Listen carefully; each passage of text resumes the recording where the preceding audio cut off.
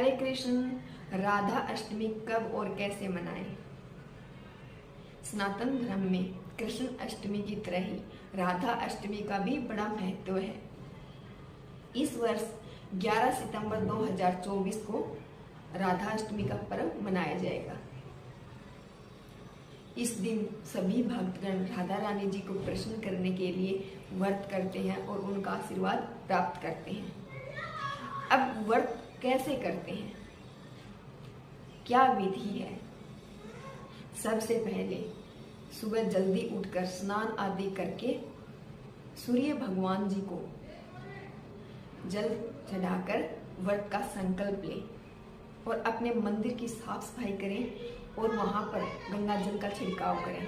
एक लकड़ी की चौकी लेकर उसके ऊपर लाल या पीले रंग का कपड़ा बिछाएं और उस पर भगवान श्री कृष्ण जी यानी कि हमारे ठाकुर जी और हमारी लाडली राधा रानी जी की प्रतिमा को विराजमान करें और उनका पूरी तरह से श्रृंगार करें, पूजा अर्चना करें, उनको फल व मिठाइयाँ चढ़ाएं और व्रत का वहाँ पर भी संकल्प लें और कहें कि हे राधा रानी जी, हम आपको प्रसन्न करने के लिए व्रत धारण कर रहे हैं, आप हम पर कृपा दृष्टि बनाए रखें और पूरे दिन हरि नाम संकीर्तन करें।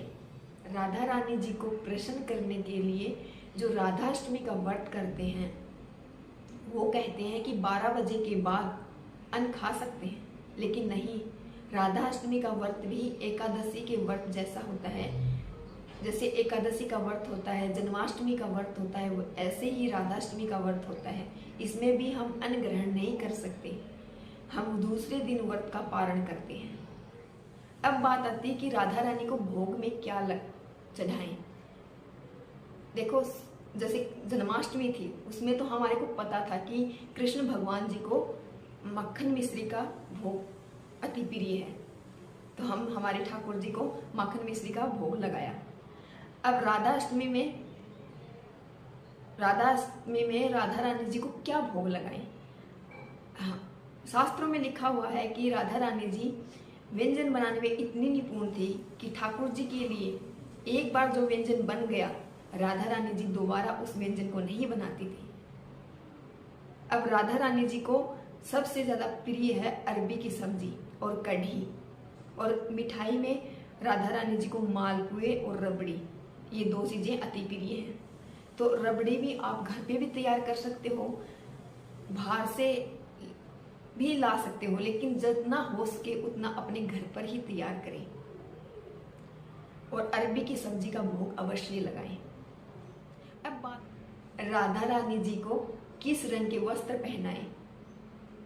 जन्माष्टमी में हमने हमारे ठाकुर जी को पीले रंग के वस्त्र धारण कराए, क्योंकि हमारे ठाकुर जी को पीला रंग अति प्रिय है और हमारे ठाकुर जी पीताम्बर हैं।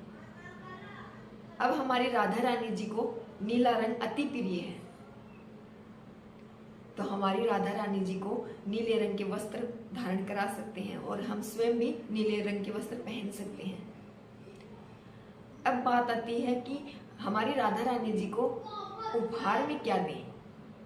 देखो, किसी का बर्थडे होता है तो हम उसी के अनुसार, उसी को जो प्रिय होती है वही चीज देते हैं। तो हमारी राधा रानी जी को कृष्ण भगवान अति प्रिय है, कृष्ण नाम अति प्रिय है, तो उस दिन ज्यादा से ज्यादा हो सके उतना हरि संकीर्तन कीजिए,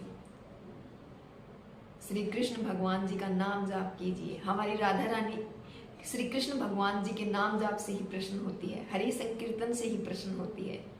तो ये उपहार हम दे सकते हैं हमारी राधा रानी जी को। मान्यताएं तो और भी बहुत ज्यादा है, क्योंकि जितना शास्त्रों में लिखा गया है उतना हम कर नहीं सकते, लेकिन जिस भाव से हम हमारी राधा रानी जी को प्रसन्न करना चाहते हैं उस भाव से हमारी राधा रानी जी प्रसन्न हो जाती है। हमारी राधा रानी जी बड़ी करुणामयी है।